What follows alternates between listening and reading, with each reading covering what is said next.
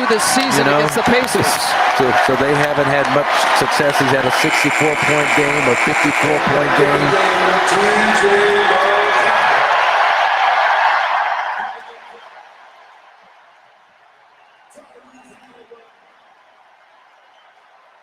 And fans saying some words here to the bench that the Bucks don't appreciate. And we might have to have security getting involved here. No, it's not the time to talk trash to the Bucks at this stage of the game.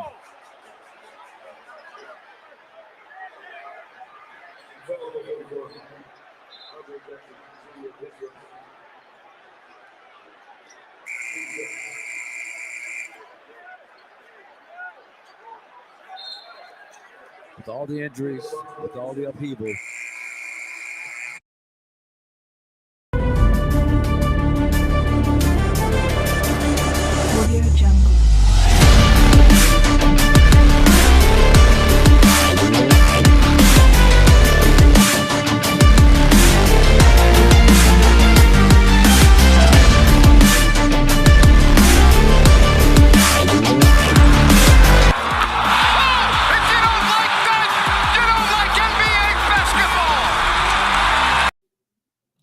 welcome into the Friday edition of the King's Court. Ryan in Sacktown with you. I hope you're doing well today.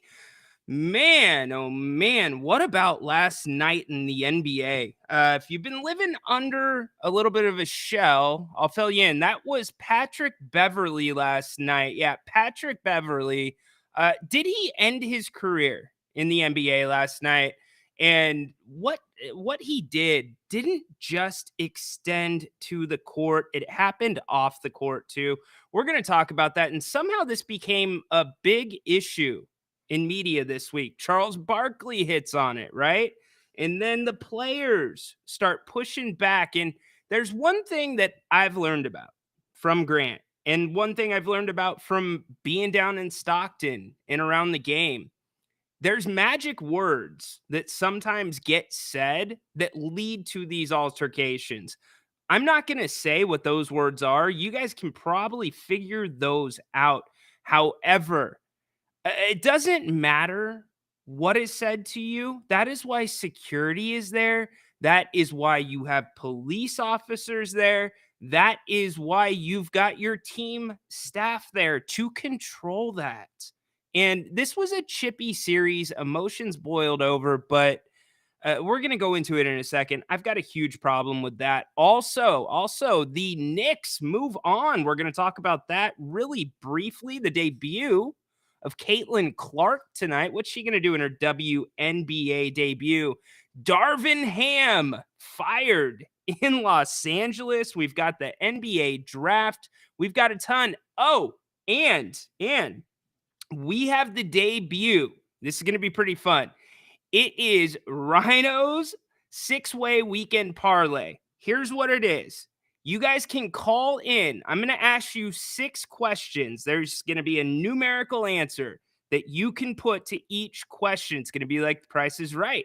And some of these scenarios, in fact, all of these scenarios will play out over the weekend. Whoever's total number is closest to what the actual number is, you will win some King's Court gear. We've got some shirts that are going to be coming out. We also got some other stickers and miscellaneous things that we can give out. So we've got a full show today.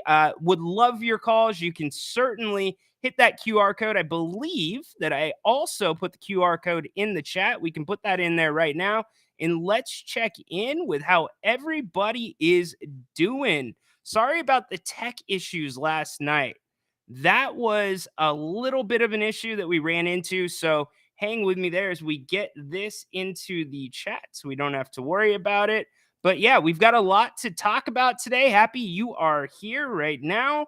And there is the link. You can hit that link if you want to call the show, get your parlay in. That's going to be a lot of fun, actually. And the questions aren't just sports related. So we're going to have a little bit of fun with it. But let's start here. Let's start with Patrick Beverley. Ash, what's up? I already see the chats coming in. Thank you guys very much. Please smash that like button. We really appreciate it. Very good for the analytics, obviously. You guys have been amazing so far. we're 2 weeks into this, to the live experiment of the King's Court. And the King's Court formatting on the recorded or the episodes of this that I'm going to upload to audio are going to be formatted a little bit different. I'll talk about that at the end of the show. So that way it's not a surprise to you. But let's get to our man, Patrick Beverley. So Pat Bev always liked to walk that line. He's always danced that line. He is also a successful podcaster. Pat Bev is, and many players are doing this, thinking about their careers after basketball. It was a frustrating postseason for Milwaukee. There is no doubt about that. Injuries to Dame, injuries to Giannis. In fact, that is 3 of the last 4 postseasons that Giannis has not been available to the Bucks at some time. And why should it be any different for Doc Rivers? And I don't have a problem with Doc Rivers, but you fire Mike Budenholzer, who won you a championship in a series where Giannis could not get on the floor, got injured in that series. So you understand, this was a tense situation. You knew it was going to be. The Bucks' backs were up against their wall. But as I played at the beginning, if I did not actually paint the picture for you, Patrick Beverley is on the end of the bench, and the game is pretty much out of hand at that point. And Pat Bev engages with a couple of fans.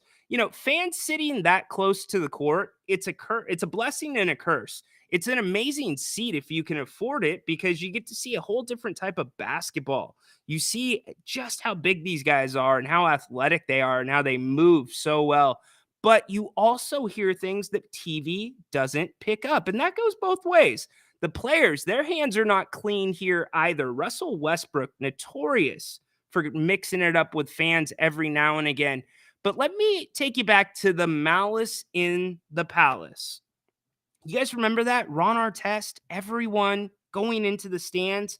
Theoretically, technically, the crowd escalated that situation. Well, after that, the NBA made a point to make sure there's a hard line, a crystal clear line between the fans and the players, and altercations. If there's an altercation that comes on the court, what's the first thing everybody's looking for? They're looking to see if anybody left the bench, right?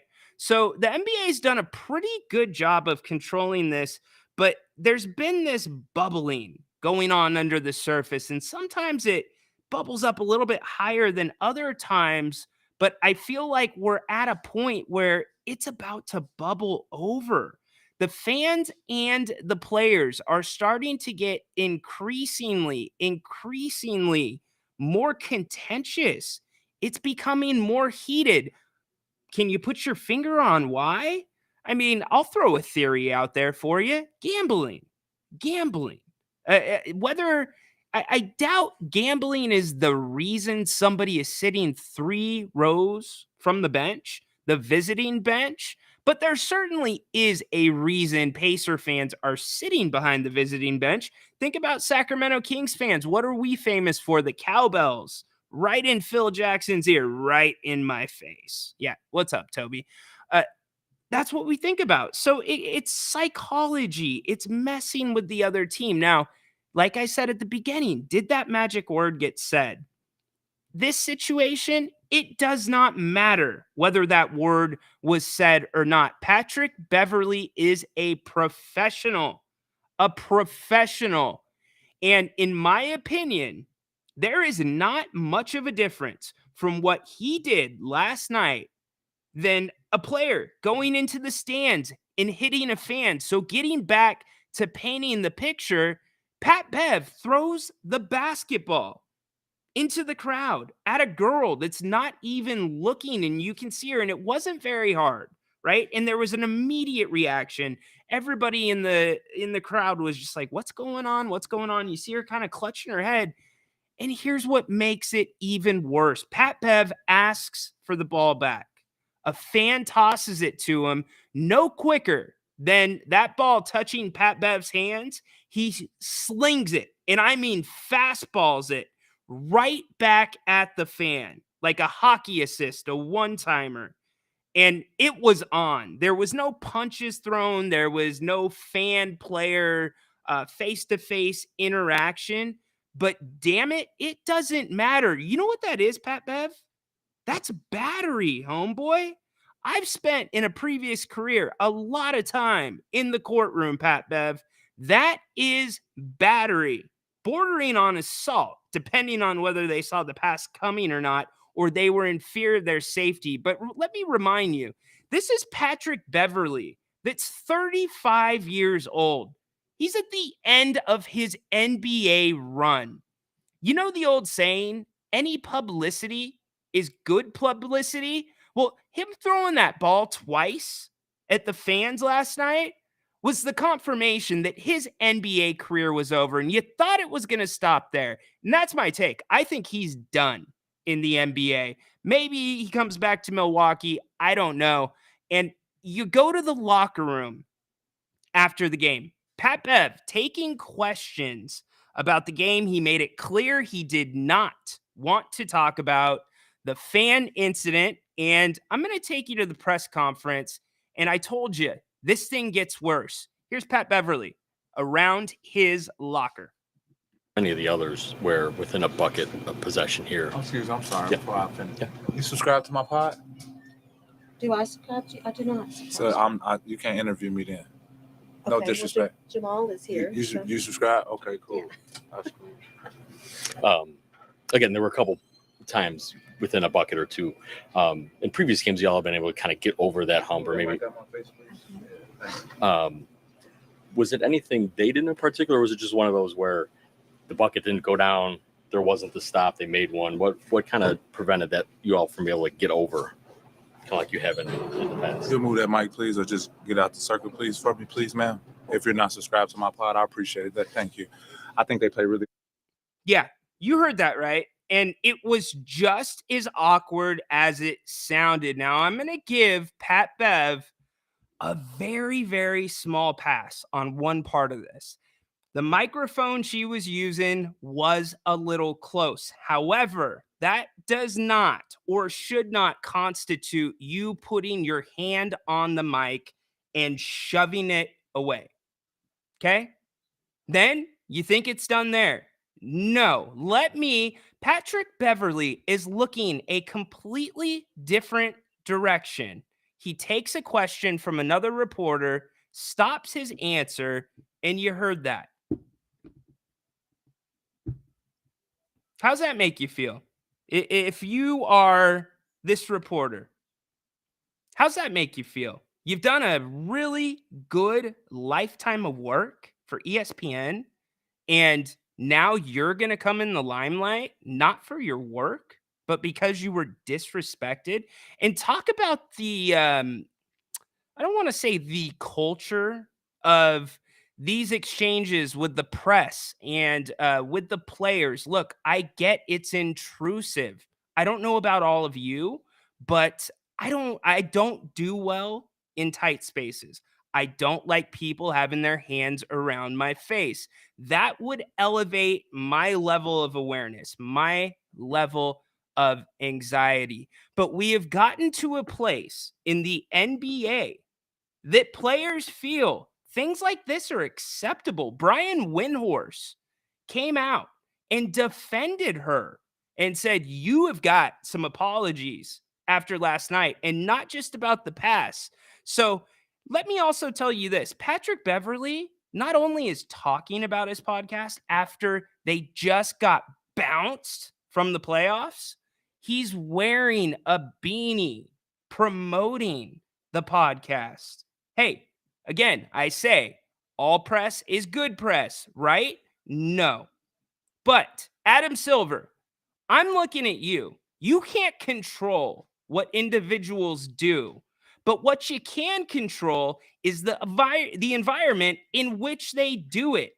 Adam, what the hell do you think would have happened to Patrick Beverley if that happened on David Stern's watch? Yeah, the commissioner that said, hey, you know what? If you want to be on the bench, you need to look professional. He was trying to raise the image of the league. Now, I don't think Adam Silver is directly trying to hurt the image of the NBA, but When you're a guy, whether you're on the way in or the way out, in Pat Bev's case, the way out, you're comfortable enough to pull 2 of those stunts when everybody is watching. Everybody, the eyes of the basketball world are on the NBA playoffs. And what'd you just do? It's the Draymond Green formula. And that's why I go back to Adam Silver. Draymond Green has been rewarded for his behavior. Have you seen his ads that have come out lately since the last suspension? And you might be able to argue that there was some gray area in some of those things with Draymond Green. But in this sense, with Patrick Beverley, there is no gray area at all. Adam Silver is allowing these guys, and I'm good with the player movement, but I am telling you, if you respect your commissioner, you would never pull stuff like this, and this is becoming more of the norm. Now, what he did last night was definitely more on the extreme side, but this pendulum needs to swing back. It does.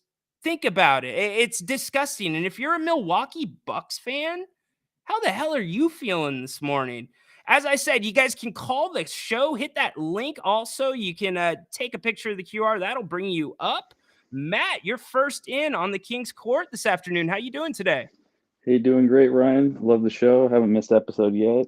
Love it, Keep it brother. up. Thank you. Yeah. Hey, so yesterday you were talking about comparing Fox to SGA, and you're saying something along the lines of, I think you said that Fox isn't the best in the league really at any particular thing. I don't want to put words in your mouth, but I was just thinking, do you think it's fair to say he is one of the top mid-range shooters in the league? I would put that more in his numbers in the paint are ridiculous when he gets to that floater range, and he is a good mid-range player. Yeah, I would say that. I think the context of what I was saying is everybody does something really well in the league, and usually what they do around that one thing is to elevate what they do well. So Jalen Brunson's a perfect example. He can jump back, Matt. You saw it last night, take a step back 3. But even though he may be going step back 3, he's still acting like he's a threat to come off the screen. He's still acting like he's a threat to cross court the pass.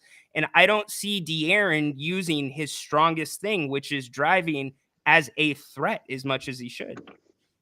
I think that's a good take. Yeah, I think that the reason he wasn't effective this season as the season before is because he was too predictable. I mean, we've talked about it before, but it's just, it would be better if the defense didn't know what he was going to do, if he was going to go to the basket, mid-range, or three-pointer. Exactly. So, and then also, when you were talking about that, I kind of just had this epiphany where I thought about these parallels between our Kings team last season and, the great Spurs teams of the 2000s. Uh-huh.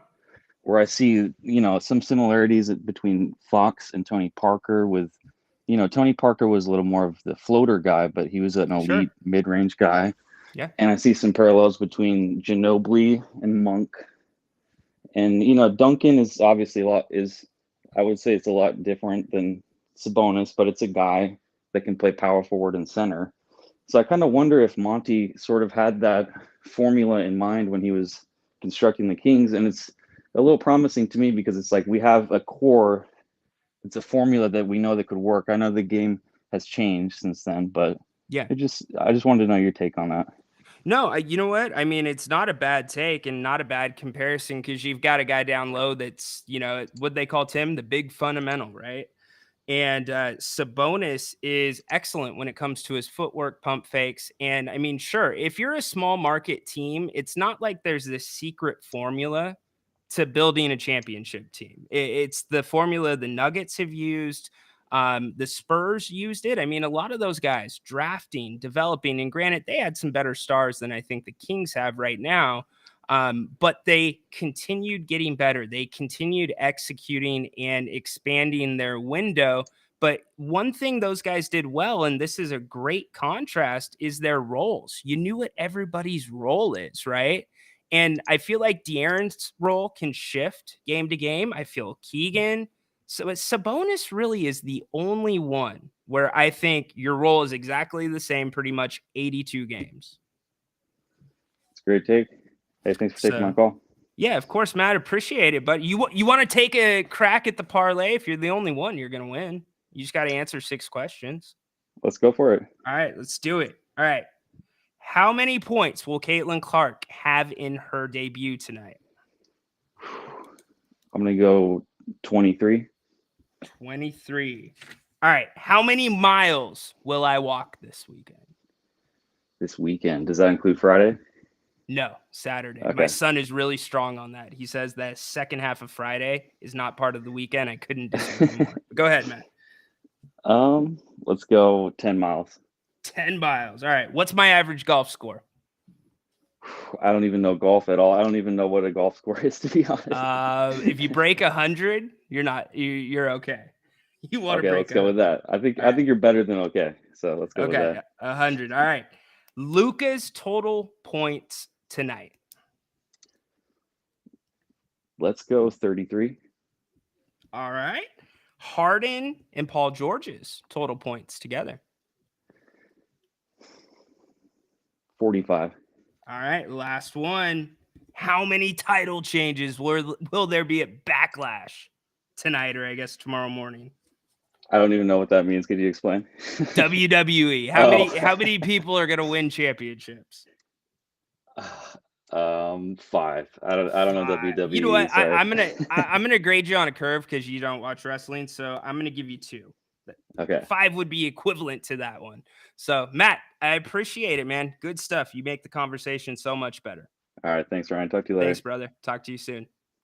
That is Matt. He brings up some good points. I think every team, like I said, the small market stuff, every single team uses a similar formula. Now they tweak it, and that's how it keeps getting better, and that's how they make it their own. And I think the Kings, the flexibility, somebody brought it up yesterday, and we talked about it briefly, but the flexibility that Monty, I think it's underrated, the flexibility that the Kings have. And I think also we've talked about expectations a lot.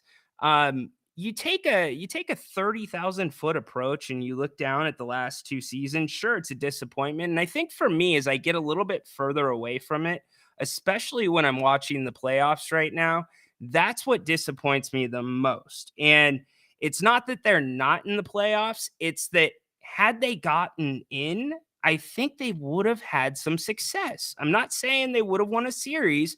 I think a series would have gone 6 or 7 games for sure, but I could also have seen the Kings winning a series. I mean, look at the way these games are being played. Points are down 10 points a game on average. So the Kings were rolling, and then you're going to get Malik Monk back, hopefully. So that hurts me because I see these other players and I see these other teams, while they have better playmakers as a team, when the Kings were clicking, especially here in the Western Conference, watching some of these teams play, it's just like, damn, if the Kings were there, they could have given us a fun ride. So when you look at the flexibility, you look at the fact that they are only locked into 2 major contracts at this point, anything could happen. Things could change on the drop of a dime. So there is reason for optimism there. And certainly, y'all, the draft is coming up. Like I said yesterday, I was talking to somebody in the front office. They're getting ready to head to Chicago for the combine. So that time is coming up. We will start. See, Run, you think he's a class act? I've seen, and I have seen on the court class, but I've seen some stuff off the court that is on YouTube. You can look around, kicking ladders, some outbursts. But I will say this about Giannis. Their little pregame routines that they would do, those are hilarious. I freaking love them. Mark hopping in, guaranteed that weak Commissioner Silver won't do anything. He has to. I mean, if you don't do anything, you're basically slapping your media partner in the face, with that being ESPN. And what about the fans? I can't. again, I'm going back to the legal side of this with Patrick Beverly. The fact that we haven't heard police at all, or maybe the report was filed, really surprises me because he used an object to intentionally hurt somebody or cause harm. No class whatsoever. No one says these guys are smart. Well, I'm not going to pigeonhole them into that category, Mark. There is a lot of smart players in the NBA. The players push Silver aside. They do. And it's funny. What's Romy call him? Calls him a puppet. It feels that way sometimes, but yet then you get this Adam Silver that comes down and rules with an iron fist, right? You are kicked out of the league forever. You are banished, right? But then you get other punishments where it's like, where's the consistency? So no gray area in sucker punch to the face. Yeah, I you know what? I can't agree. That's my point. Like in this situation, like that argument's going to inevitably come up. You know that well, they said something that was very insensitive. They said they invoked the name of somebody in my family because fans are crazy enough to do that. I mean, think about you guys. You know what? Give me. It's a Friday fun day. Give me your worst stories that you've seen at a sporting event that you have been a part of. What have you witnessed? Have you sat courtside at a Kings game? Were you there when the guy reversed his fortune? Like there's been a lot of different things that have happened over the years. Giants fans. What about all the fights with the Dodgers fans? I mean, me in San Diego, when I went to a decent amount of Chargers games, I had one experience that was appalling, and that was oh my gosh, I'm getting old, over 20 years ago. So it's only gotten worse. Too many threes from Fox. Yeah, that is one of the problems. And I think that's also, it's a double-edged sword because he's shooting it at a better clip. It's a three-point shooting league, but just because it's a three-point shooting league doesn't mean that you have to be a three-point shooting point guard. SGA, I guess here's my question, Matt, if you're still listening, what is it that Fox doesn't have that SGA has? So why is one so much more effective in a different way? And SGA, how many times does he get to the line? It's easily double digits a game. And I think that's the frustrating thing, because I think De'Aaron can be that player. We've seen De'Aaron be that player, actually. And the one thing, too, the refs took up a lot of real estate in his head. And I want to take up for De'Aaron in this sense. He played a ton off the ball this season, which is much, much different than what he is used to. Let's see. No Kayvon, no Monk killed Kings. Isn't Monk a free agent? Yes, he is, Mark. Monk to Miami, I don't think so. But he could end up in Florida. I think it would be Orlando. Wait until a lawyer gets invoiced. Yeah, exactly right. We'll close the case. Barry Bonds refused to sign autographs for me and my brother in parking lot before game, called security on you, huh? That's pretty bold. Wow. We were at the Dallas airport one time. We were on our way to New York for New Year's Eve. We were going to do the whole Times Square thing.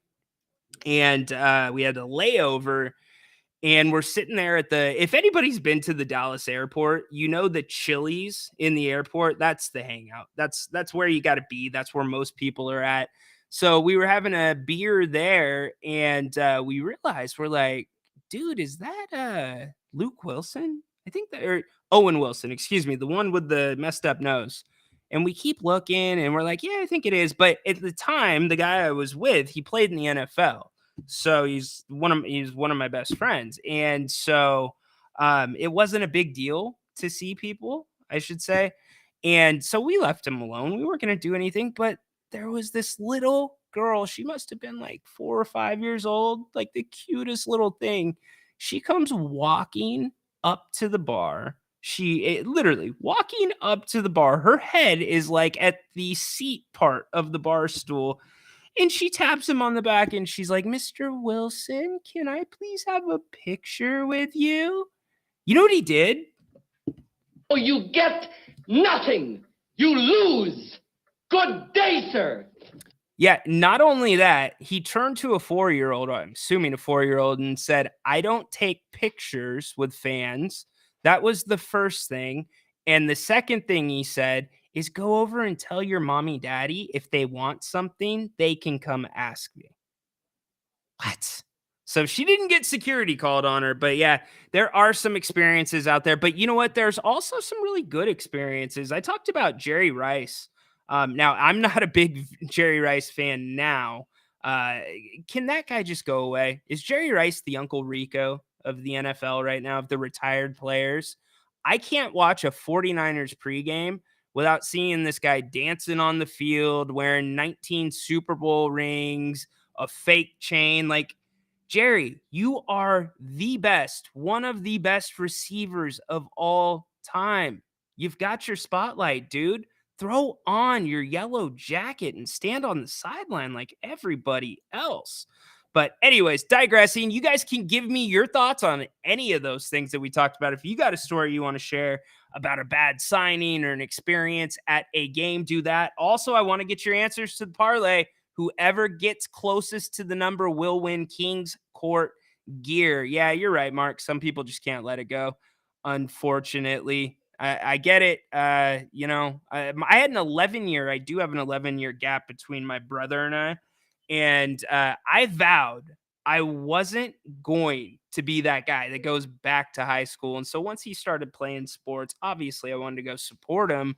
But his first freshman football game, and again, 11 years removed, one of the guys that was on our championship or section championship team, he was tailgating in the parking lot. He had his Letterman jacket on from 2002, and he was wearing his championship ring for a Thursday night freshman football game. He yelled out, he's like, Bo! You would have thought that we were under live fire. I was ducking. I was rolling. I was crab walking to get past that guy so he didn't see me. It was ridiculous. All right, we're getting your stories in. We're getting your parlays, and I've got plenty still to talk about. Corn dog, Costco corn dog. Welcome to the King's Court. And look what I got.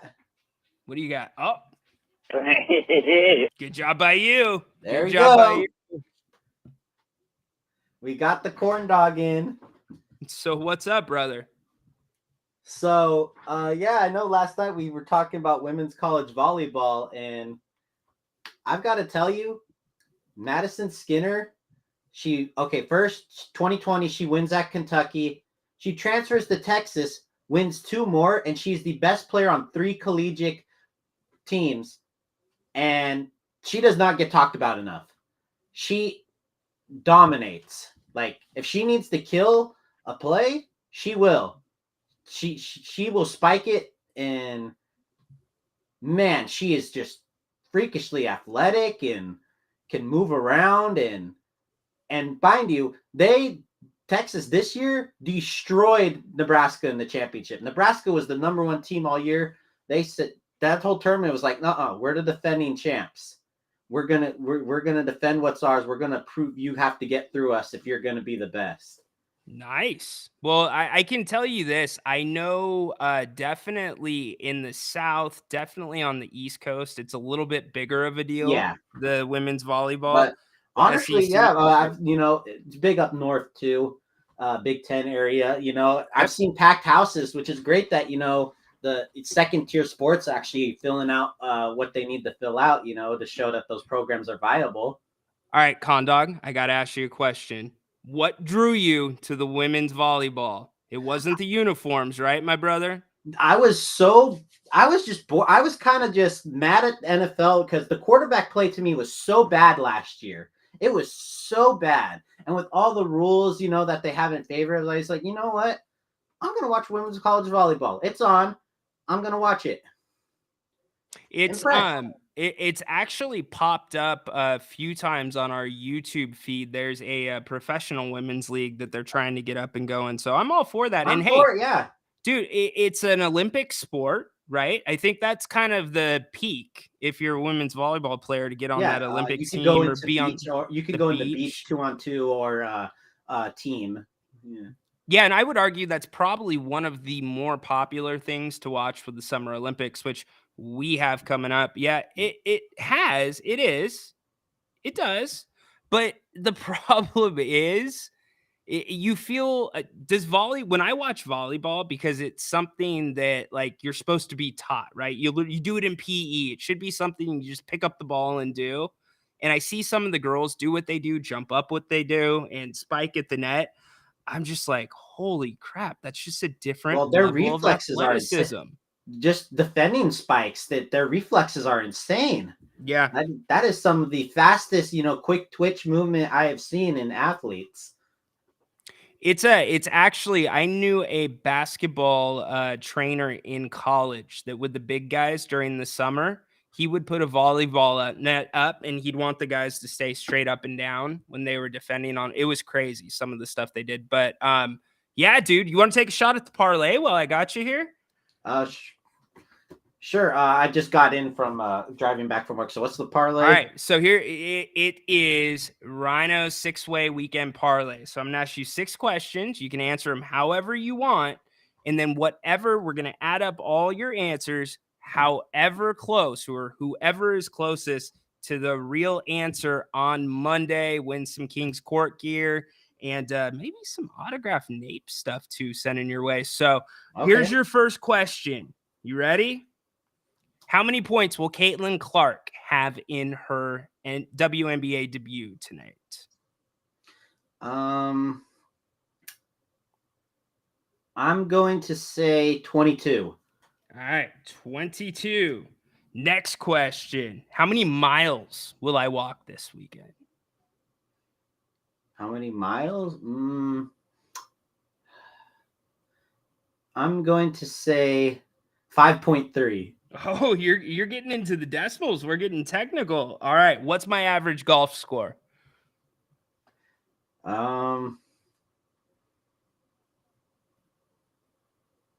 69. I wish, but I'll take it. Let's see. How many points will Luka have against the Clippers in Dallas tonight? I'm going 41. All right. Total points from Harden and Paul George tonight.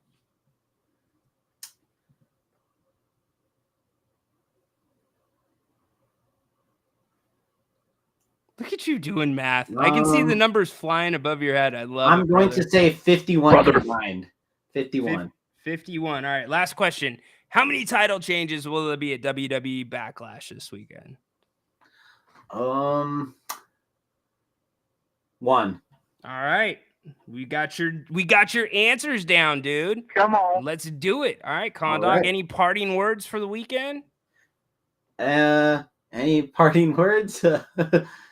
Don't crash your trucks, because I was out in the guard station at the Costco Depot today, and me and the supervisor were talking with another driver about something about his appointment or whatever, and then we see then this driver just hits one of our safety poles, and it just sounds. We're like, "Whoa, what happened?" Oh my gosh, drivers, man! All right, well, I'm gonna have some funny Costco questions for you. Hey, let me ask you a question. Okay. Why the hell does my 9-year-old have to come pull me aside to get a sample? Why does the mom and dad have to be there? Is it a food allergy thing or what? That could be a thing too, because I know they do make a lot of their stuff on the same conveyor belts that their nuts and stuff is on.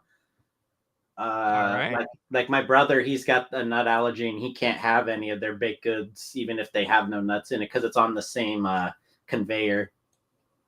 Good to know. Good to know. All right, buddy.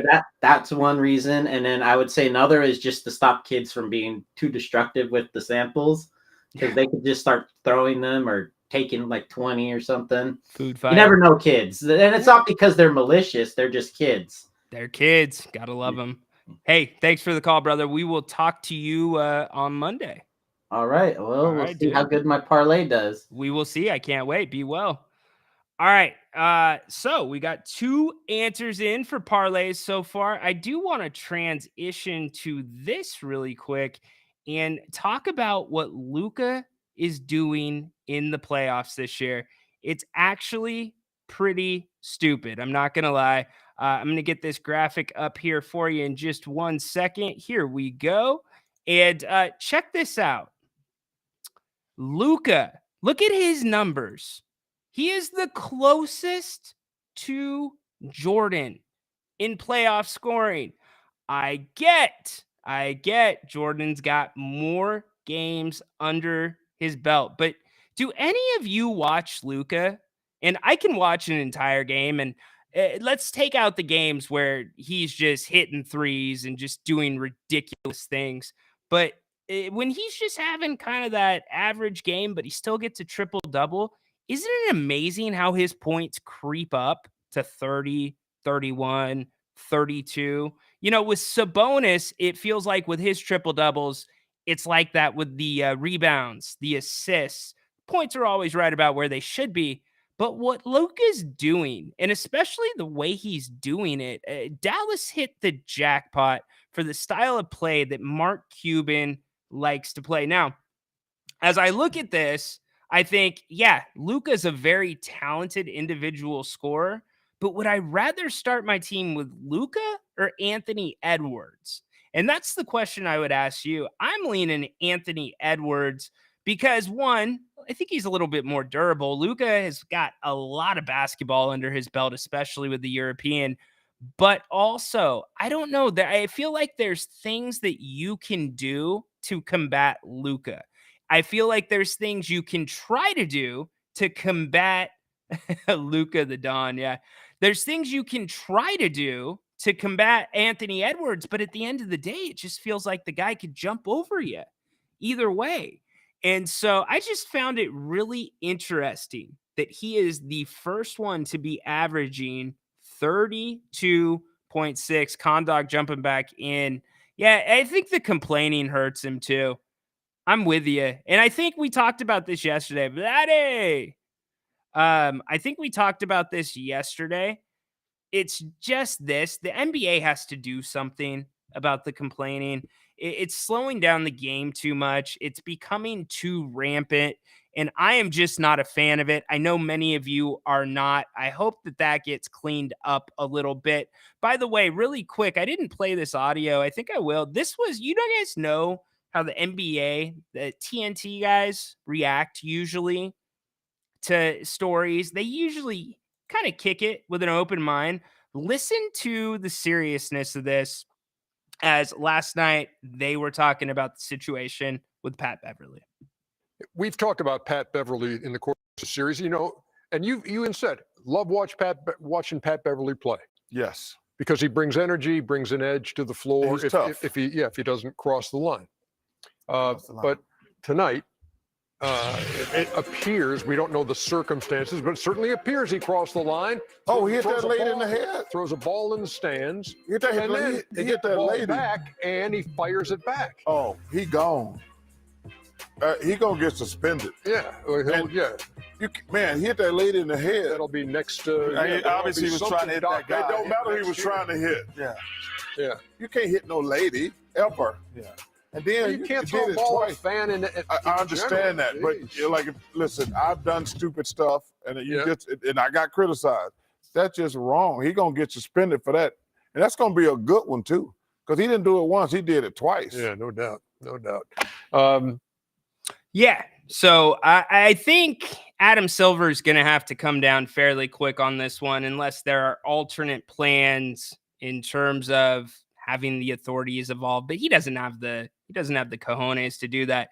Hey, here is a very interesting article that was in The Athletic. You remember we talked about how some of these teams can be in similar but separate situations.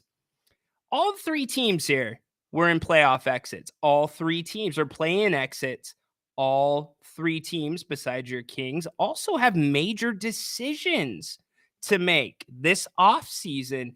And I think a few people, when I used Chicago a couple weeks ago as an example, were surprised at their payroll and where they were at. And maybe they're at a crossroads. Can they get rid of Zach LaVine? Do they want to keep paying him?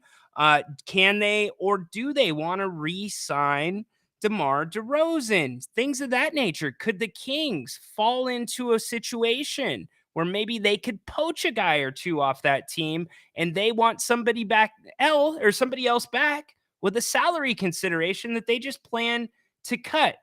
But the reason that I wanted to bring this up is I wanted to get your take on this about what they have to say about the Kings and the Bulls. So the Bulls are still recovering. Exactly. Those are some of the guys that they've got going. And this is what I wanted to get to. So the Bulls payroll, check this out. Their projected payroll for this season, or the new season coming up, is actually a little bit higher than I think you ought to be with where they're at. In fact, I am almost certain it is higher than where they want to be. But it begs the question, are they a team that's going to gear up or gear down? And when I say that, it's important because of the Kings. What are the Kings going to do? This is a situation this offseason where they have to be proactive, not reactive. The Bulls, check this out. Their projected payroll right now is actually at, let's see, just had it right there, and I lost it because my eyes left the page. They're $165,630,000.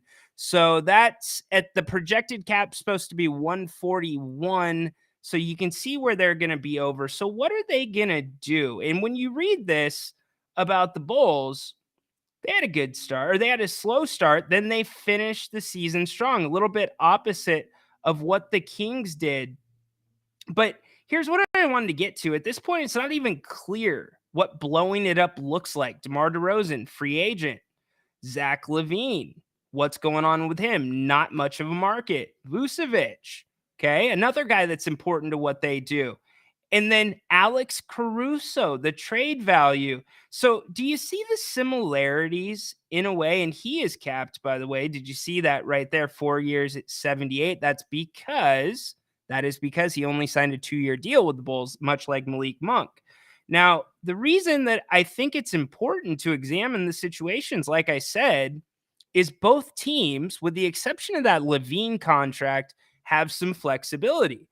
Both teams also have a free agent or two that they would like to sign or re-sign. There's a guy on the Bulls that I love, Kobe White. I think he would be a wonderful fit in Sacramento if Malik Monk is not able or does not re-sign here. But look at the flexibility. It's pretty darn good. And so I asked Jerry Reynolds the question, should the Kings, when you were the GM of the Kings, the Monarchs, how much of your job was keeping a pulse on the rest of the NBA? And I'm not talking about a pulse like, hey, how you doing, Mr. Kupchak? What are you thinking about these days? It's no, getting a deeper layer to that. Hey, do you think they're going to blow it up? Talk to the scouts, get an idea for maybe what they want to do.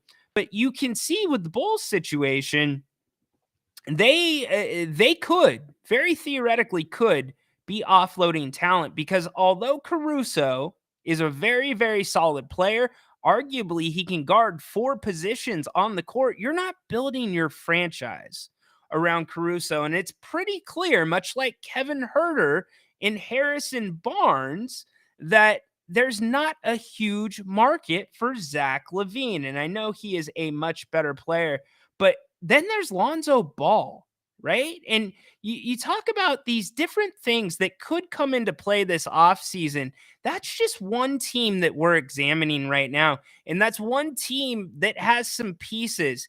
Can the Kings shake the market up enough? Can they?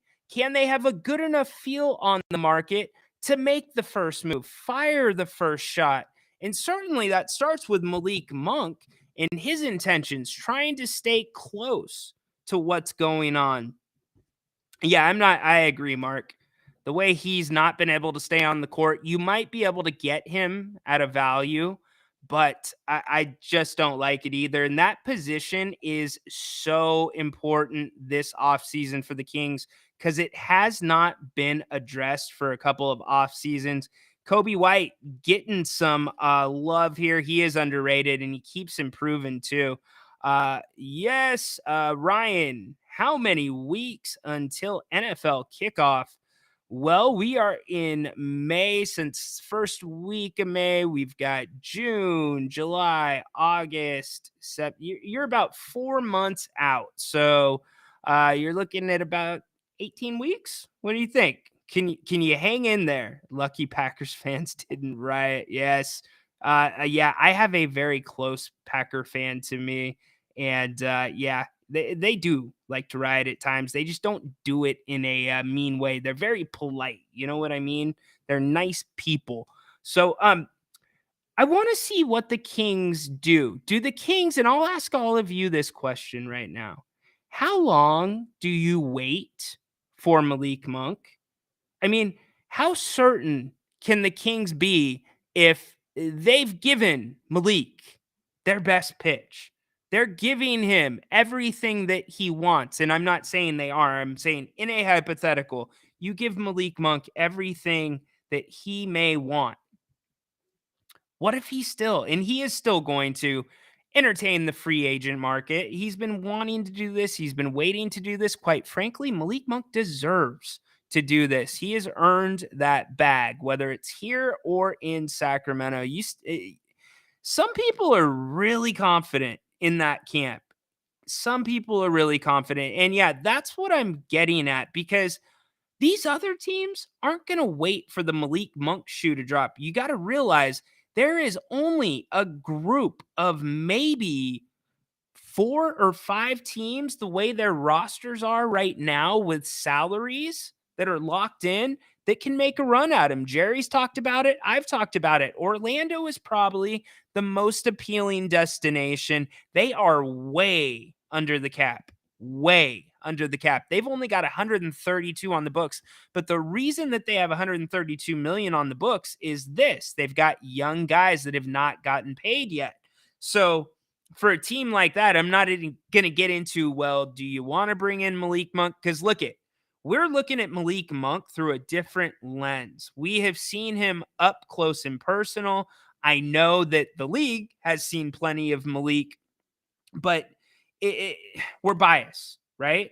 So we believe in Malik. There is no question in most Sacramento Kings fans' minds that if Malik Monk comes back to this team, he will be just as important, if not more important, to what the Kings do, and probably will have to take even a bigger step than he's taken the last 2 years. So there's no worries for us. Is there anybody in this chat listening that says, you know what, don't give Malik Monk the bag? Don't give him the bag. We don't want to see that because I'm worried his production's going to fall off. Nobody is saying that, right? But now if you're an Orlando team and you're going to have to pay Banchero, you're going to have to pay some other guys, Isaac. What do you do? What do you do? Are you that? Do you have that much confidence Malik Monk is going to be that player? Because remember, Malik Monk was almost out of the league 2 years ago. So it's kind of a gamble for other teams. Now, I don't think it's gamble. We don't think it's a gamble. But when you're in a position like Orlando's in, which is much different than ours, right? We've got Keegan still on his rookie deal, and then there'll be an option. Sure, they're going to want to extend him probably sooner rather than later if they plan on keeping him. But we've got Sabonis already factored into it. We have Fox already factored into the number. Orlando does not. So they've got some massive decisions to make. And if you don't think their young guys are going to be pushing for their contracts this summer, you're mistaken. So does that come into play? Now we look at the Utah situation. Danny Ainge is loaded with picks, loaded. Lauri Markkanen, my goodness, he is on a very short list that I think would seamlessly walk into the Sacramento Kings building and be an absolute perfect fit. But he is also on the same list of players that it would likely require Keegan Murray or even more to get him. Now, is Utah really the place Malik wants to be? I don't know. I haven't watched Utah enough, but Utah, are they going to be moving and dealing? Look, they kind of took a step back this year. And Danny Ainge, like I said, he has a war chest of picks. So are they going to go somewhere else? Are they going to look somewhere else? Remember, it looks like there can be some, or could be some very big names available this summer. There really could. Trade-wise, what's Phoenix going to do? I mean, do you even think Booker is off the table for Phoenix? I don't. So I'm looking at their situation. Do they want to make a run at one of those big guys? So if you're looking at a bigger move like that, I don't think you're looking at a big move plus Malik Monk. So also, Malik loves his golf. I don't think Utah is really the great place for golf, but we'll see. I will continue that thought in a second. I do want to go back to the phones and we'll finish that up. But first, I bring in my brother, an OG from the Listen App show, Dorian. Happy Friday to you, buddy. Happy Friday, brother. How's everything going? Everything is great. What's up? Nothing much, man. I just want to kind of add a little bit of value or just kind of my perspective on the Malik Monk situation. You know, obviously Malik Monk is coming off 2 amazing seasons. I think obviously he loves Sacramento. He's made it, vocal. He's, obviously as fans, Sacramento fans, we love Malik and what he brings to the team. I think Malik will stay in Sacramento if he starts, and I think he will take the offer that Sacramento gives them. But I also think that if he has the opportunity to make more money and still be either a 6-man in on a competitive team / be a starter, I think he'll take more money. But I think ultimately, Malik is a competitive player. We see how he is, his personality is. I think he's made it clear that he wants to start on a team. So I think he will stay in Sacramento if he has the opportunity to start. That's just kind of my thought process. What do you think about that? I think there's something to that. Malik is, excuse me really quick. He was a little bit, wide-eyed at his exit interview or his exit press conference, and understandably so. He's had this 2 years in Sacramento rejuvenated his career. The city means a lot, like you said. But if I'm Malik Monk, and I haven't talked to him about this, you got to think maybe there is a little bit of intrepidation there. Sure. Because he hasn't been on a common ascent, a regular ascent. He's been on more of, I don't know, a wooden roller coaster, Dorian. Yeah. And so he's been in bad situations. So he's seen both sides of the spectrum. It's no secret that he thought the time in Charlotte was awful. Sure. So does Malik Monk want to give up a really good thing where I think, quite frankly, if you stay in Sacramento, even if you're getting paid, I think the pressure is way less on you. I think this fan base is going to be focused in on Fox. They're going to be focused in on Sabonis because of the inconsistencies sometimes between those two, I would say, not making each other better, Dorian. So it really becomes, to me, I'm looking at if he can get everything he wants here, where is his confidence level?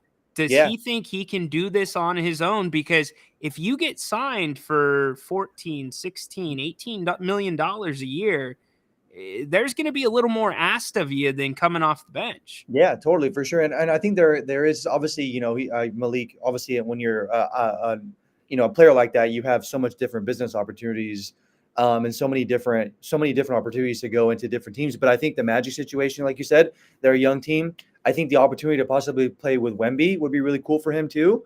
That'd be really awesome. They're another up and coming young team too.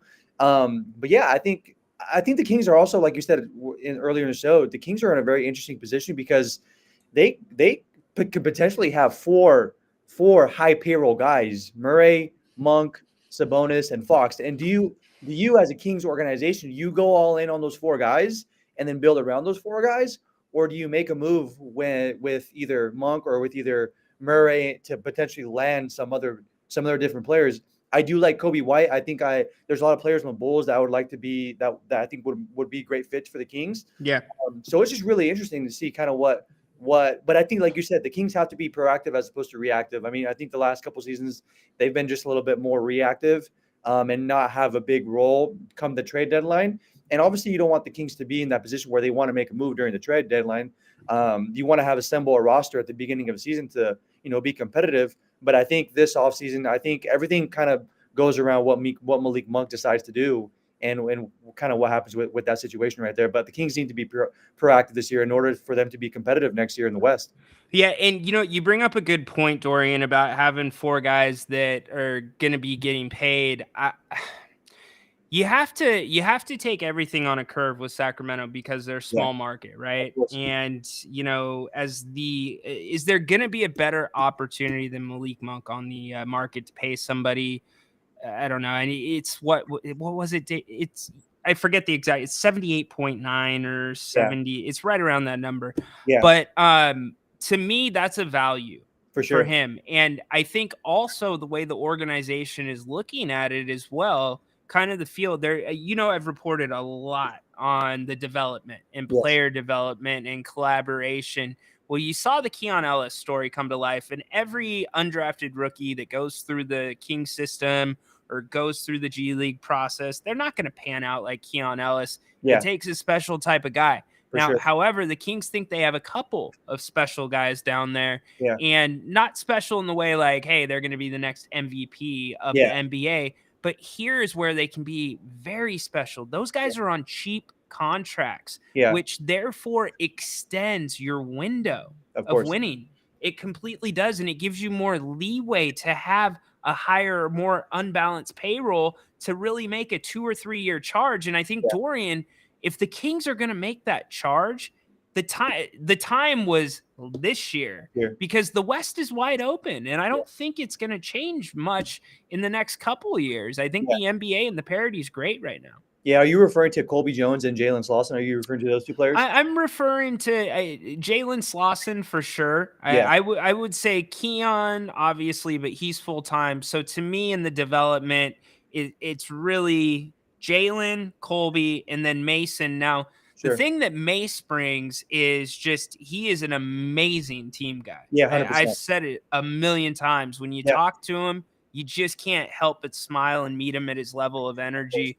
So there's value with him too. So I think they really like the building pieces, but the key to this is just what you said. They can't wait too long. Yeah, totally 100%. They're also, I guess you kind of like, Brock Purdy for the Niners, right? He's obviously a high productive guy, one of the best quarterbacks in the NFL on a lower payroll. How can the Kings get production from other than those 4 guys, like you said, like Slauson or Keon Ellis, obviously? But who knows? The Kings could sign Malik Monk and he gets hurt, and or maybe he has an off year.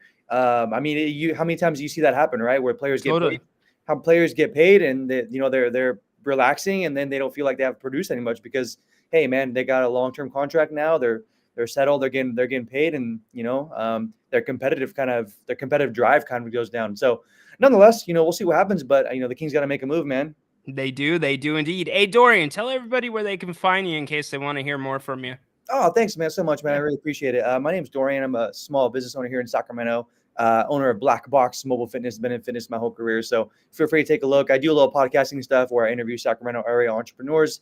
I do go live on StreamYard, LinkedIn, Facebook, and YouTube, just like these guys. So if you haven't already, please make sure you like and subscribe, and check out the King's Court podcast, and obviously support. If you don't like that, by Grant Napier. Appreciate it, brother. I hope you have a great weekend. I'll reach out to you separately and get your answers to the parlay. I won't waste your time here. We talk off the show. So, all right, brother. Thank you for the call. I appreciate it. Good stuff, dude. Keep it up. Go Kings. Thanks, Dorian. Right from Dorian, we bring in my man, Dirk. Dirk, what's up today, buddy?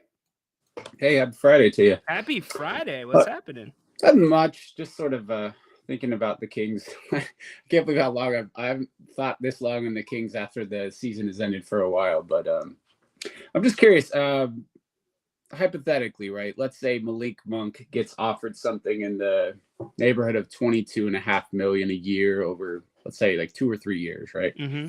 Theoretically, could the Kings offer him a 1-year deal this year with then additional years tacked on after this year, making up for whatever his market value would have been? So, you know, if we could only give him 17.8 million a year, and then if he's making 22.5, you know, make up another 5-6 million over 3 additional years next year to sort of meet him in the middle. You know what? It's a really good question, Dirk, and it's this that I don't know the answer to. Could they throw incentives into the contract on top of the salary? I think incentives would maybe be the way to make that difference. I don't think there's any way around his contract. You kind of saw this play out with James Harden this year in Philly. He thought that he was supposed to, he took a pay cut and then I'm going to get paid next season. And then they didn't want to pay him and he wanted out. So that really comes down to organization, player management, but I will look into that and I will see if that's a possibility. Yeah. I can't imagine the Kings not following through on some sort of deal like that. I mean, it's your all-star point guard's best friend. So you're not going to screw him over. On that sort of deal. See, I think people, and I know you're not doing it, I think people put too much weight into that because you can have your best friend, but best friends also fight sometimes too. I mean, you love hard and you fight hard too. And I think, like, you know, once it gets to the NBA, it's kind of every man for themselves in a way because it's your contract. Yeah, it's a team game, but you got to look out for number one too. They enjoy playing together. You see the chemistry there. It's magic when those two are running the break. So I think there's something that plays into that. Yeah. And I haven't been listening much lately, but I did catch you talking a little bit about some of the value contracts. And there is really a strategy to be had of just developing your talent in your G League affiliate and then getting them those cheap long-term deals. There's a guy on OKC, Wiggins. I think it's Aaron Wiggins. Every time he doesn't play all that much, but I've been focused on him as a guy who probably give more minutes and you're going to see equivalent production. In researching him, he's on a 4-year, $6 million contract. And I'm just like, how could you pry that guy loose? Like, they probably don't want to trade him. But at the same time, you know, it's an amazing way to extend, like you were talking, extend the window for your team on getting these guys late in the first round, in the second round, developing them specifically for your system to play a very specific role. And then, you know, hopefully they are able to accomplish that. But I mean, Colby Jones seems like a guy who's pretty smart. I loved watching Slosson's highlights from college. Honestly, I haven't followed much of their game with the Stockton Kings. But I mean, I think a big problem with Slosson is he couldn't go left, right? Yeah, and so I did a full profile on him the other day. And I put up some of the videos that I took this season in Stockton of him. I put up 3 examples. Out of everybody in that Kings system, including Keon Ellis, even though he's on the main roster now, Slosson is by far the most explosive. He is a freaky athletic guy, Dirk, but for just as freaky and athletic and how he can make a play, a very explosive play, he also the little things, the things that matter, the turnovers. He needs to work on his 3-ball. He's really good from the mid-range. He shot this year, I believe he was right around 48% in the G League with 2-pointers, but the 3-ball was only, I think it was right around 26 or 36%. So that has to improve. It's the small things. The game's too fast for him right now. And I think that is one of the things that is very easy to improve when you're somebody like him or somebody like Keon Ellis that went to college for 4 years. Keegan Murray, check this out, played his college years. Look at how the transition to the NBA wasn't too much. Yeah, I agree. I think you can totally catch up to the pace. You just got to get used to it. One thing I want to see from Keegan next year, and I'm curious your take on this, Rhino. We've seen Harrison Barnes over the years play on the block a little bit, right? Mm-hmm. Get a little ISO one-on-one. Keegan Murray was in the 99th percentile in college on the block. Mm-hmm. Couldn't you just see him taking some of lessons from Harrison Barnes and the Kings finding opportunities to get him one-on-one down low. What are your thoughts? My thoughts are move him to the 3 and it's there all day. But because he's playing the 4, he's playing bigger guys, and sometimes he's got a bigger guy on him. I think that the high-low action, I'm so glad you brought this up, between him and Harrison sometimes was very effective this season. The Kings just rarely went to it. In fact, it seemed like they only went to it when the 3 ball wasn't falling, or, they had an offensive drought. So I'm with you, man.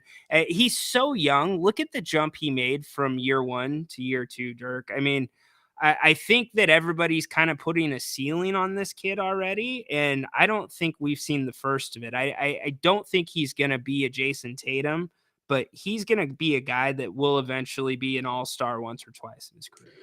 I think he's fringe. I see some limits maybe as a fringe all-star. Hopefully I'm wrong, but I will bet he gets 18 a year. I'd like to see it 20, I wouldn't. And you just see that the potential there, just the way he plays the game. If anyone is curious, just go watch his college highlights. You can see that he's doing some of the same things he did this year. He was doing in college, but there's more to his college game. It's just needing to tap a little bit into that. You know what you're talking about, man. How much have you watched a lot of the college highlights for these guys? No, I usually, when we're getting into draft season, I don't watch a lot of college basketball, but when we get to the lottery, I'll start tuning in a little bit to who we're targeting, who I think would fit. There's been a lot of talk about Keegan from a lot of places, and I was like, well, let's see what he's doing. What is he capable of? And just going to see those highlights really helped me a lot. But I have seen a little bit of Keon, a little bit of Slauson last year before we drafted or after we drafted him. The same with the other guy, Jones. So, but otherwise, no, I don't watch an abundance of it. Well, you've seen enough. You know what you're talking about. Yeah, I think you want to, if the Kings were smart, I would be putting Keegan part of the time with Barnes. In fact, you know what Barnes did last summer, which it didn't really get to show off too much this year, but he really focused in. He went into LA or went down to LA and was running with Rico Hines in that group. It's a bunch of NBA guys that get together. Also, there's some college guys in there and people that maybe were dropped out of the league. But all he did was work his game 10 feet and in. And it showed it many times this season, but I think you're unlocking something that's really true. If you can get Keegan to the 3, that will change the way he can attack offensively, and it makes a big difference for the offense. So who's your 4 then that's realistic? Obi Toppin's a unrestricted free agent on the Pacers. If in a dream scenario, if I could go out and get a realistic free agent to play center that can spread the floor, run the floor, I would go get Eric Hartenstein, put him at the 5, and move Domas to the 4. And I know that is Isaiah Hartenstein or I forget. Yes, sorry, Isaiah. Okay, because I thought, we're on the same page there too, Ryan. Because I was watching highlights of him. I didn't watch the last New York game, but I was very impressed. Isn't he normally their backup center as well? He's been starting for him as of late. Right. His timing with running the floor, Dirk, is special. He's physical as hell. Yeah. And he's fundamental. He makes the smart basketball play, and he can run. And those are all like trademarks of what we think is Mike Brown basketball, right?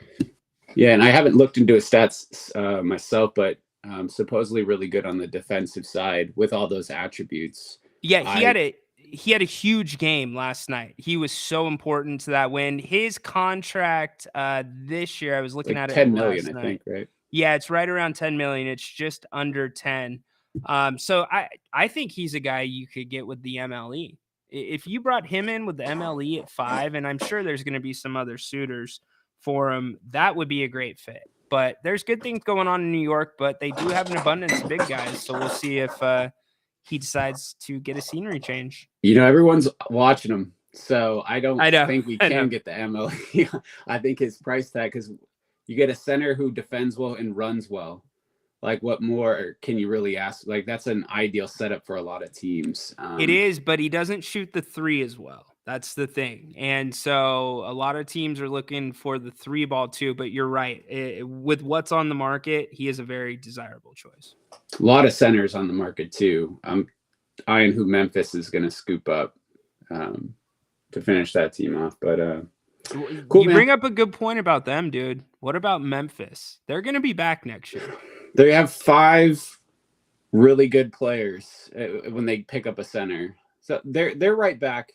I've called you guys a while ago, but they have to play everyone else in the West. I still think the Kings will, as they currently stand, are going to be about the same place. There's going to be a lot of I'm anticipating a lot of shakeups.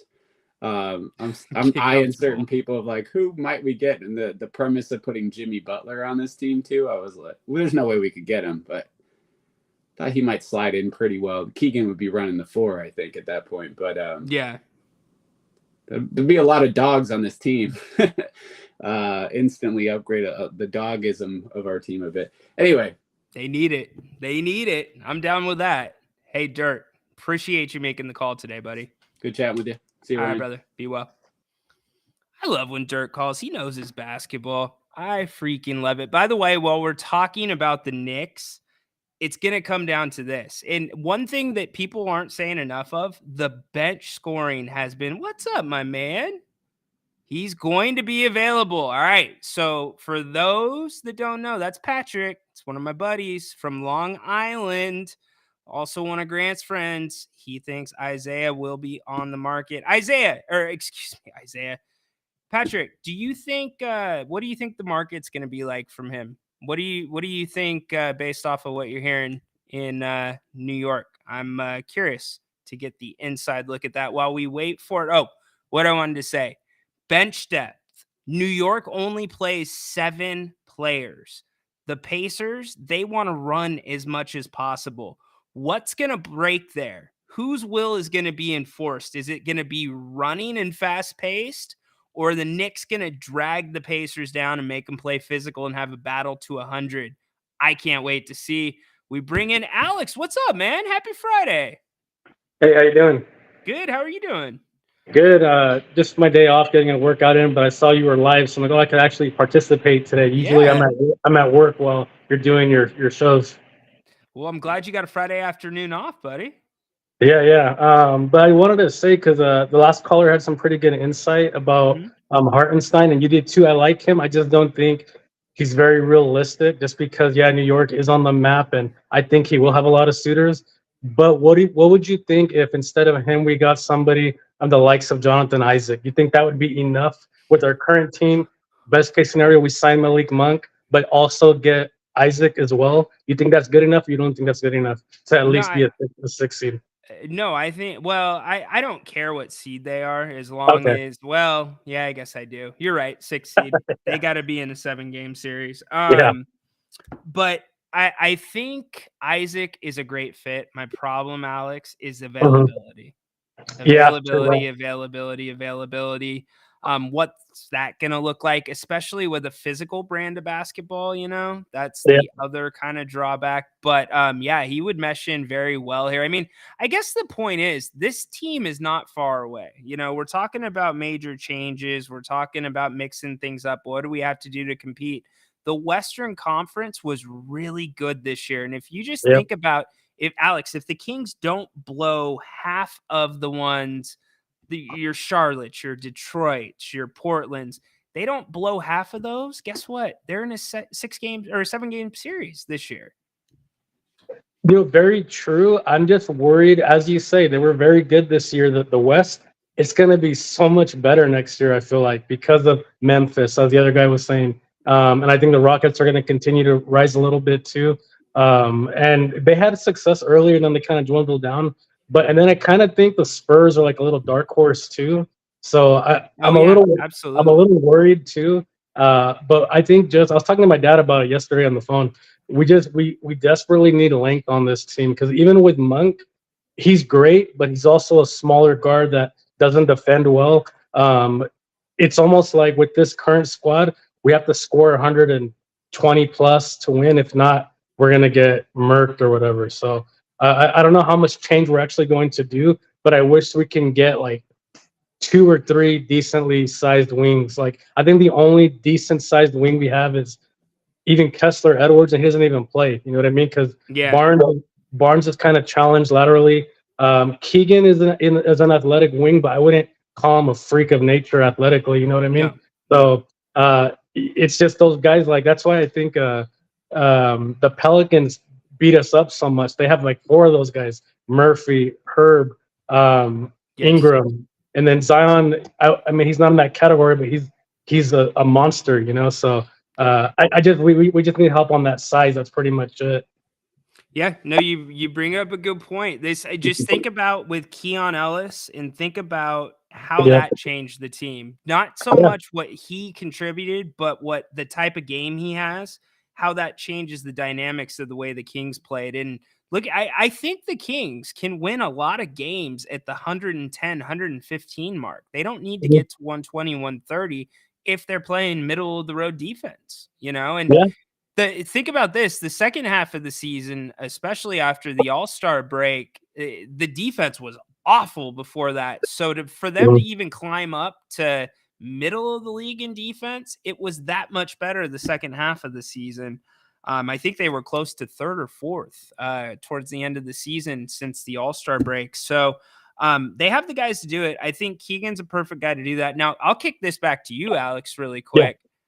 If the Kings don't, here's my take. If the Kings don't sign Monk, I think you're losing one of the big 3.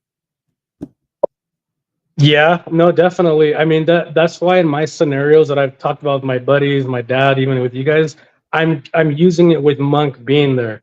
If he's not there, I feel like our team takes a giant nosedive. Because as much as I love my Kings and our Kings, I feel like we severely lack leadership. We have a very quiet team. Even our veterans like Barnes, super quiet. Keegan is stone-faced all the time. You know, Fox gets into it during the games, but he's not your rah-rah, hoorah, yell in your face type guy. Neither is Sabonis, really. Kind of on the court, but not, you know, all the time. So, and Monk is that guy. He does get in people, and he's yelling at Sabonis about missing layups and stuff like that. So, and he's a small guard. So Monk is great, like you said, for the team, not just on the court, but just his vocality and everything too. So I think losing him would be a brutal blow. Like, I don't know if we'd be able to recover from that. We might take a big swing at somebody like Zach LaVine because money's freed up and we're going to get desperate. But I think LaVine doesn't bring what Monk brings as far as leadership and even availability, as you mentioned before. Yeah, and short of bringing in like a game-changing 2 guard, and there's like 1 or 2 of them in the league. I'm talking like Anthony Edwards. Oh yeah. I don't know if I don't see how a Zach LaVine style of player, and I get he's a better player than Kevin Huerter, but both of them are very much about the 3-pointer, very much about the jump shot. And it looked like the Kings couldn't find enough shots for the guys as it was. And that's with Kevin Huerter. So you take Kevin Huerter out of that and you throw in Zach LaVine. I just think we're running into that exact same problem. Like, okay, well, Zach's got 20, but De'Aaron's only taken 3 shots, or Sabonis only has, you know, like, I think for Mike Brown's system, and I believe this, it has to be a Doug Christie, Keon Ellis type where you can knock down a 3. You're not afraid to make the defense work or make the defense make a decision. But also there's no pressure to get them like directly involved in the offense. Like you got to run plays for Keegan and such.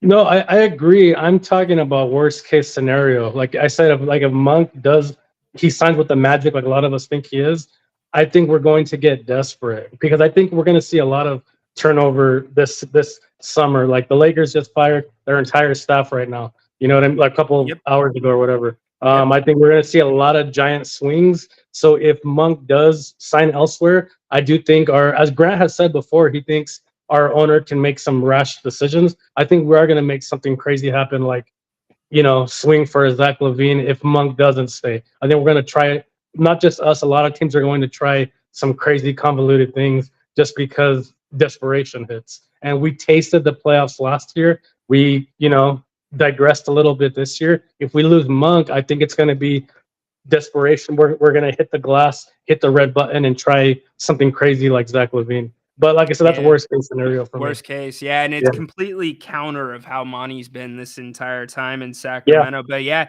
you don't know. I mean, with Vivek, he's the same guy that what was it? I think you brought it up, Alex. You're like you wanted to play a 4-man defense or something. So I forgot about who that. knows? Yeah. Yeah. So, hey, That's- brother, I appreciate the call. Thank you so much. You have a good one, like Dirk and all the guys, you guys make it better. So thanks, man. Appreciate the insight and the support. Ryan, you're killing it, man. I wish you would do this a little bit later because a lot of us are at work, but it's still, you're doing fantastic. Thank you, have a brother. good one. Appreciate it. Have a great weekend, Alex. You I too. freaking love it. Now, Alex brings up a really good point. We're not going to get too much into the weeds because we are going to wrap up, but I think I might bring back the Monday wheel, because if I bring back the Monday wheel and spin it one time right now, that might give us some ideas for a rant. Let's see if the Monday wheel is going to work. The Monday wheel is going to work. So maybe we'll do this in a second. But what do the Kings do in that situation? Let's say that Malik Monk does not resign, like Alex said. Do you see this organization rolling with what they have? Let's say they roll into the next season. They pick up one guy with the MLE. They get another draft pick, right? Let's say the first half of the season goes really poor. Really poor. And the West is firing. Everything's good. Are the Kings closer to blowing it up or closer to making a move for another player that doesn't fit anything that they have talked about in the last 3 years?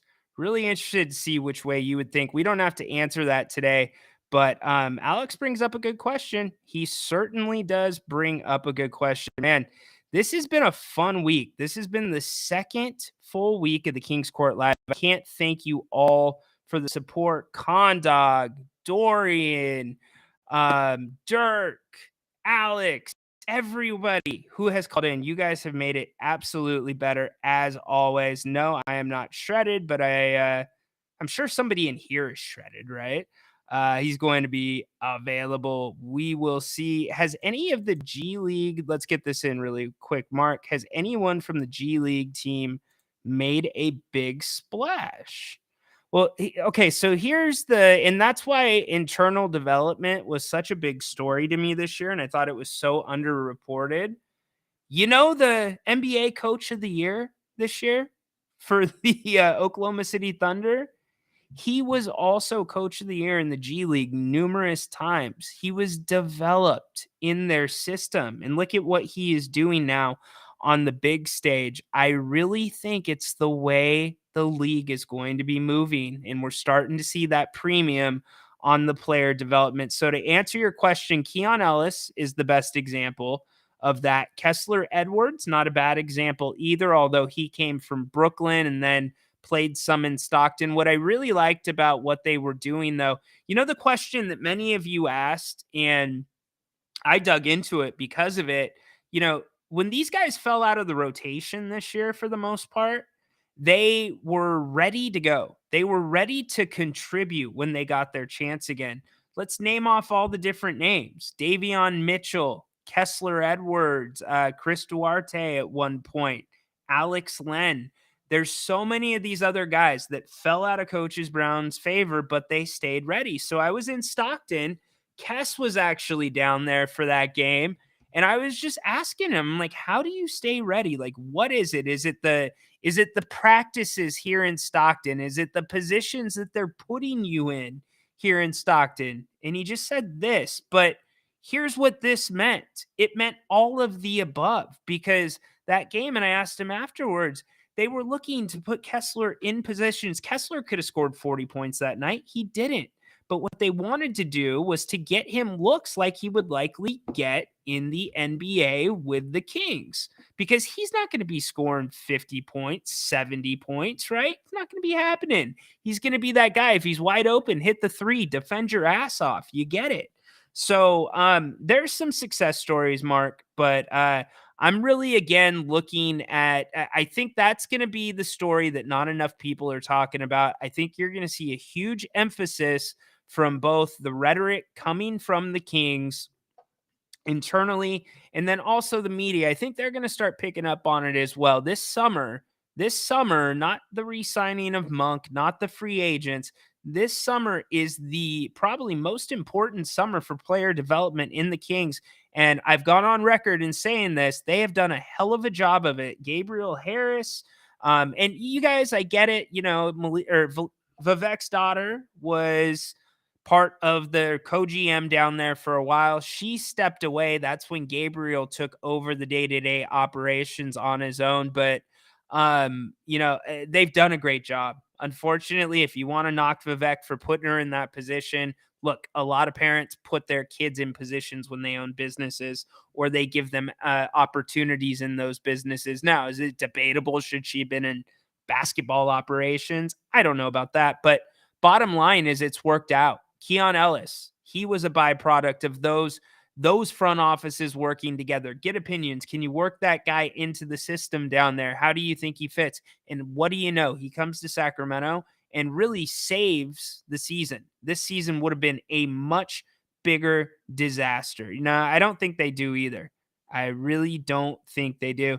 How does Sac trade for? Yeah, I don't think Levine's in the cards. That's what I'm saying. The Kings, and that's why I asked that first question. Do you think the Kings would make an irrational move like going after Zach LaVine or blow it up first? I think they would blow it up before they would make that irrational move because I think you have a quicker, when I say blow it up, let's say Sabonis is still on the roster. I think your rebuild is much quicker with Sabonis. I think you can make, if you're going to be loading up on draft picks and whatnot, I think you can find some value in the draft that can immediately make an impact in Sacramento. At least we've seen other franchises do that. Oklahoma City comes to mind for sure. Okay, so if you were here on Monday, I introduced to you the Right Wheel, where these were things last weekend that just really, they rubbed me the wrong way. I had a little rant about all these different things, and we hit some of them. So you know what? We better go to the wheel and take some of these off. So we got LeBron's tantrum, right? So that one can go. We haven't got Goodwill, guys. Selfie etiquette. Do not take pictures of me in the bathroom, please. Do not take pictures of anybody else in the bathroom. So selfie etiquette can go. Adults with baby sounds. That one can go. We talked about the elephant running through Montana. We haven't gotten to Extreme Cavers. Sock Mountain we have not gotten to. Pizza Bell closing. I'll talk about that. Wild Weather. I'll talk about that. Should we leave Tony Khan still on? Is there any meat left on that bone? All right, we'll leave him alone. I think he took the advice of the King's Court. All right, so I am going to spin this bad boy, and we are going to see where it lands up, and I will let you know. You're going to get a little rant, basically. So here we go. The rant wheel. What are we doing? What's coming up? Besides Bush.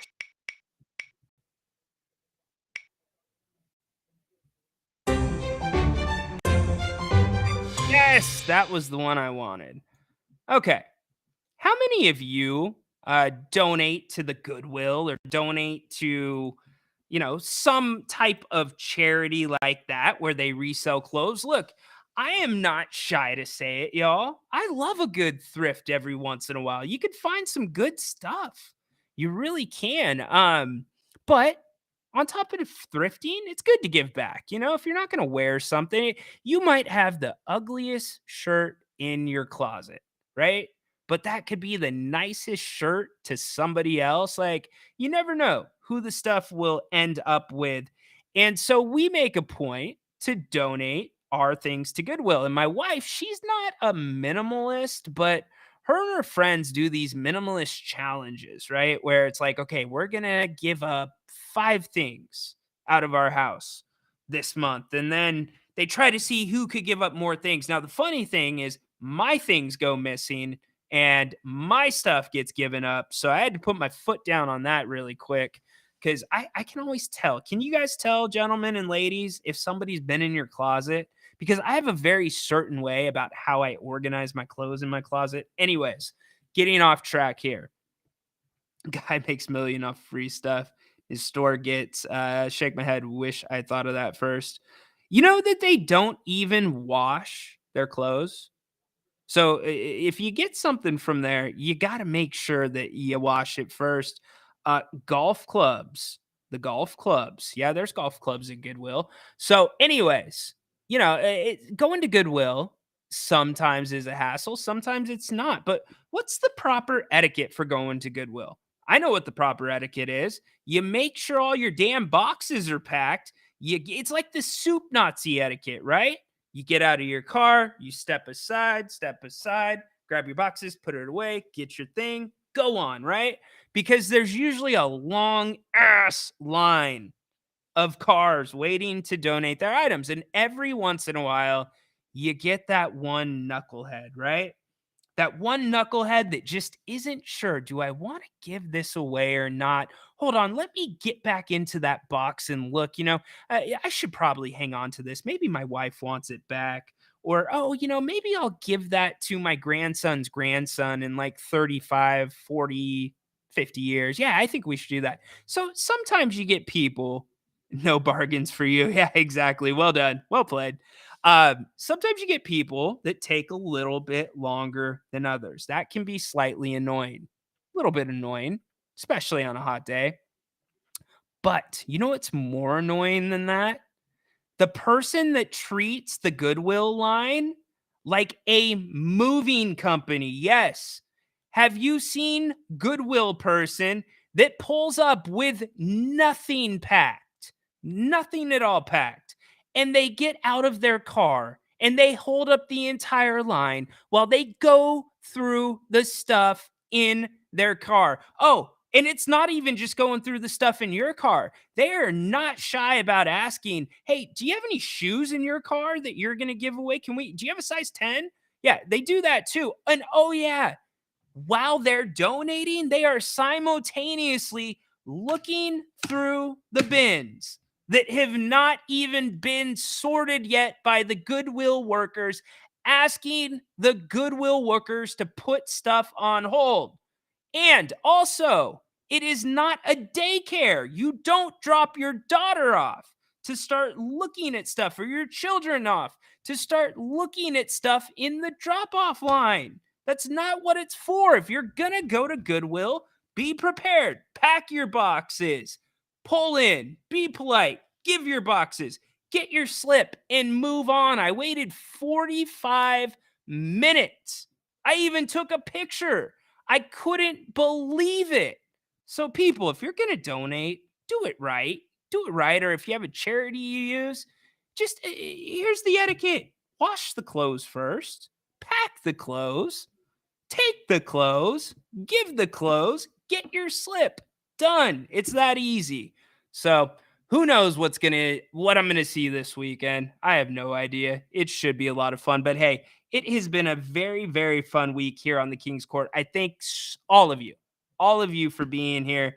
We will be back at it Monday. You will get your recorded King's Courts tomorrow and Sunday while we are off the live show. And as for the recorded King's Courts, I want to thank you all very much that are subscribed.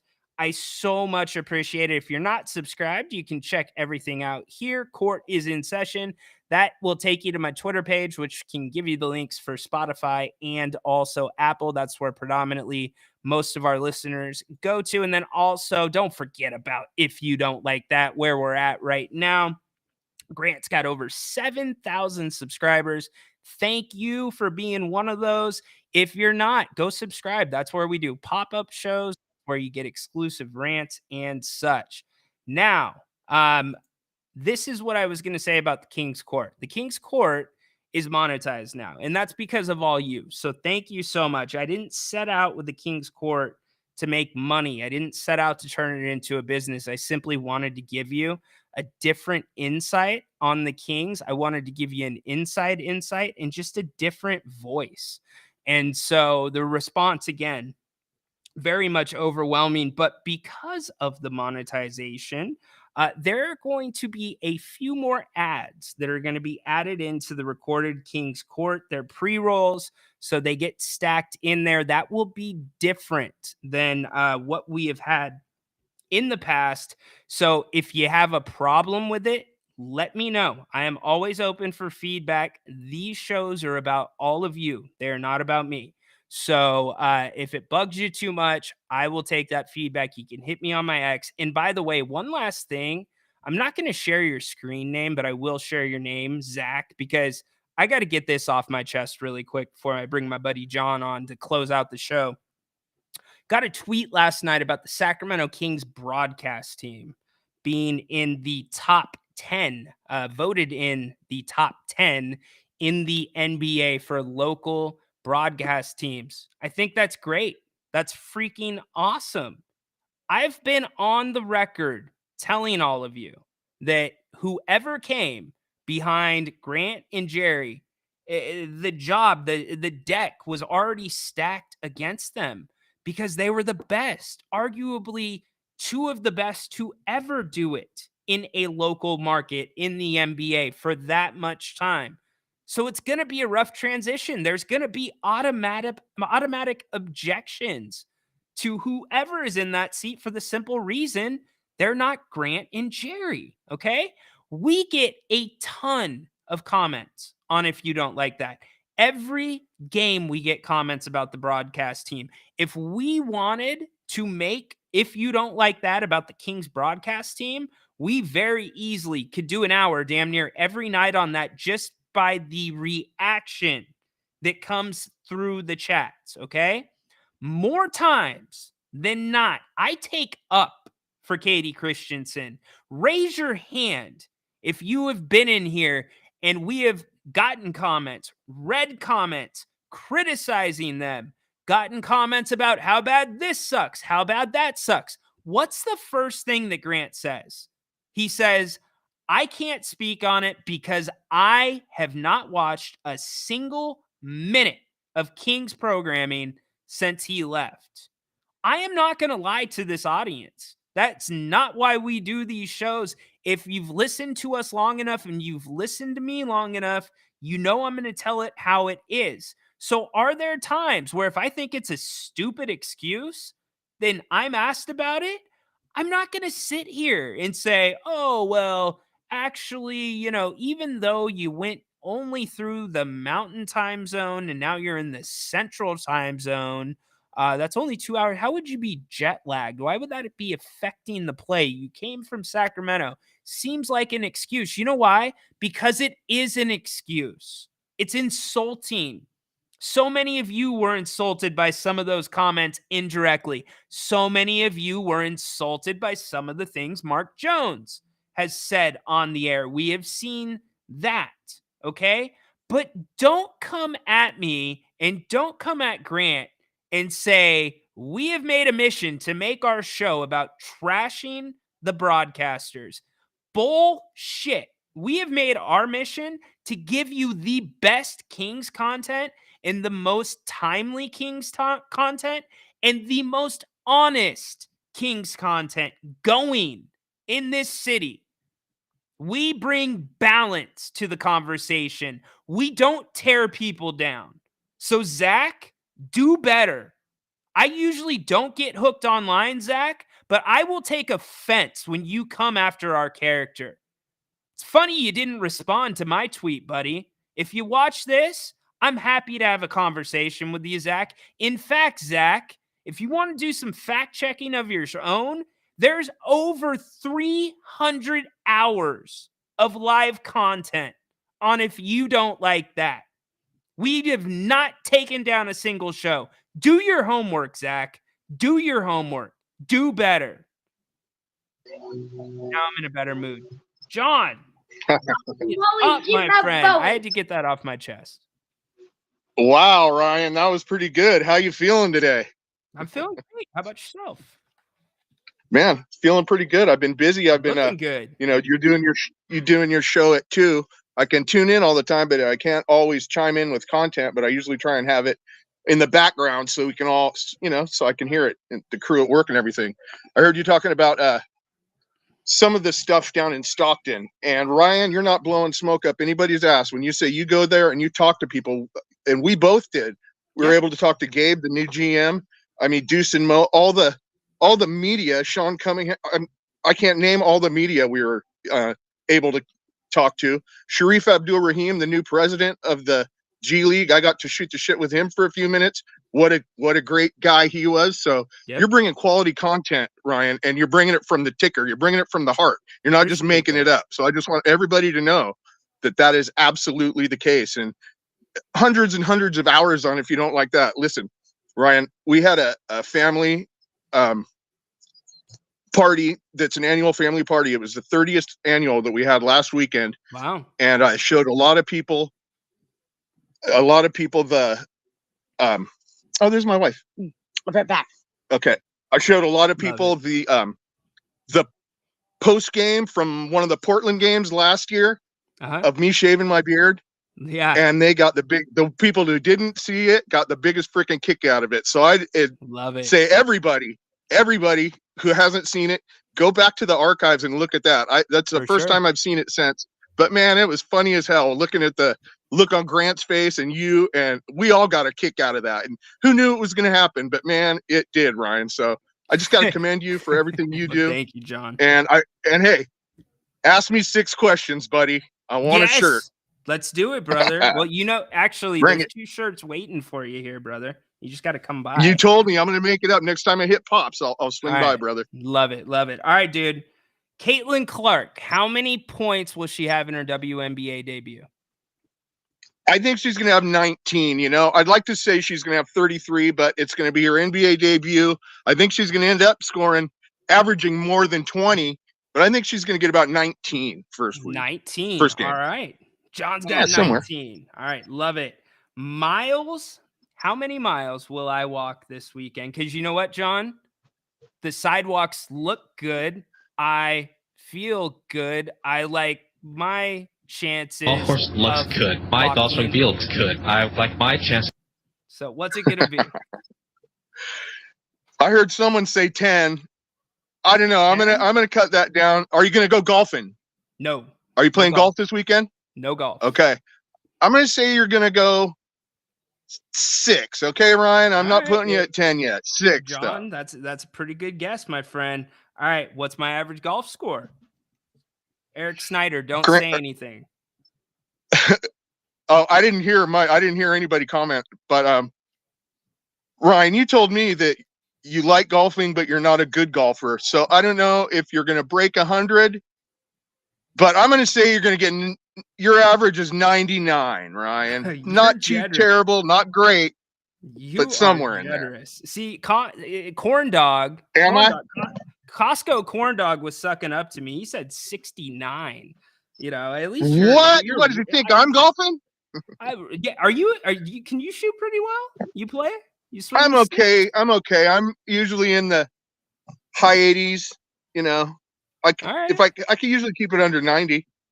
All right. I you know what I would love to do? Give me your guys' reaction in the chat. Would you guys ever want to do the King's Court if you don't like that shotgun golf tournament?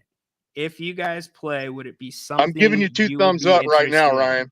All right, we got a vote from John. All right, put it in the chat if you like that idea. 2 votes. All right, so we've got golf score. You got a couple questions to go. How many points will Luka have tonight? Luka? Yep.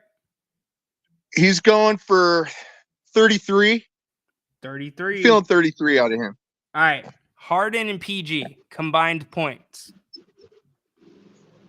Game 1, huh? I'm going with 37 between those guys. 37. All right. And to wrap it up, how many chances or how many titles will change hands at WWE Backlash? Oh, man.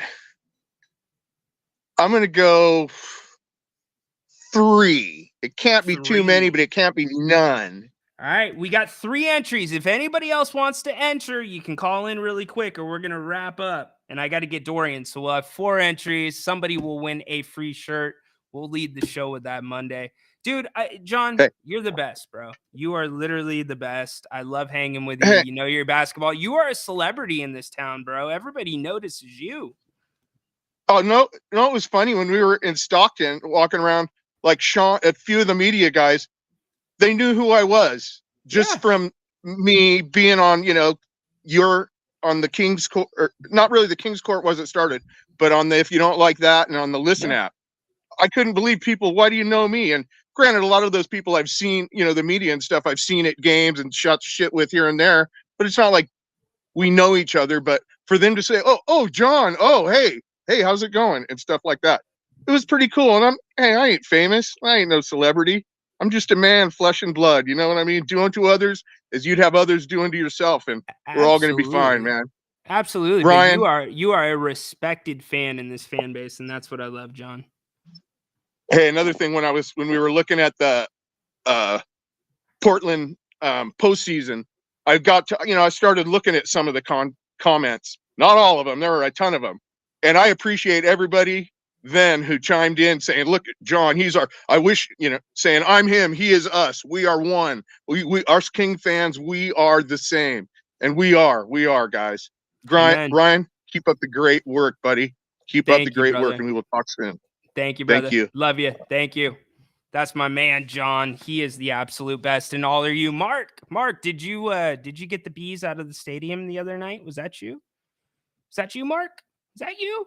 Let me know. But anyways, it has been a fun week on the King's Court. We are at an hour and 50 minutes. We will be back Monday. There's going to be a lot of basketball to talk about. Is there going to be any more shoes to drop in the NBA? I don't know if we'll have a decision on Patrick Beverley yet and how that shakes out. Are the Clippers done? Have they played their last game at crypto.com? You're going to have some new second round series kicking off. You got baseball. There's a ton going on. NHL playoffs. We have got it all. So thank you so much. And remember, we are going to have the right dose on Monday. Those will be a lot of fun. And you guys can add yours in as well. It's our little segment to get stuff off your chest if you need to get stuff off your chest. But make it a great rest of the day. Tadora, hit it. Holy moly, Jimbaboli. Love it. Go Kings. Light the beam. Court is